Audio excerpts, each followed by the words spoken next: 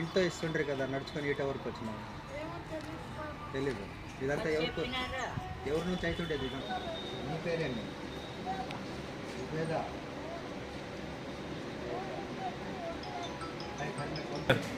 మాకు వచ్చి ఇష్టం లేదు సార్. మరి ఇంటికి వచ్చే ఆశ్రమం నుంచి ఇక్కడికి రావాలంటే ఇబ్బంది అవుతుంది. మరి వచ్చి ఇస్తే అక్కడ మేలు మాకు. ఎక్కడ రమ్మంటే మరి ఇంకా ఆటోలు పెట్టుకొని ఇక్కడ రావచ్చు. ఉలిగమ్మ ఇంటికి వచ్చి తెల్లారేతలకి ఇంటికి వచ్చి ఇస్తుండ్రే. మాకు ఆ తొందర ఉండలేదు.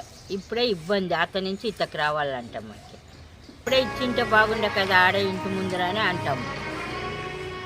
2 మైళ్ళు అయినా కూడా నడిచి రావాలి సార్ మేము. మళ్ళీ పింఛన్ ఎక్కడిస్తారో అక్కడికి రావాలా. మళ్ళీ వచ్చినాము. మాకు ఇంటి ముందర ఇచ్చేటట్లు చేస్తే బాగుంటుంది. మాకు ఇస్తే మునిగితే బాగుండా సార్. లేపిచ్చి తీసుకుంటా సార్. జగానే బాగుండా సార్. చంద్రబాబు వద్దు సార్. అంతే.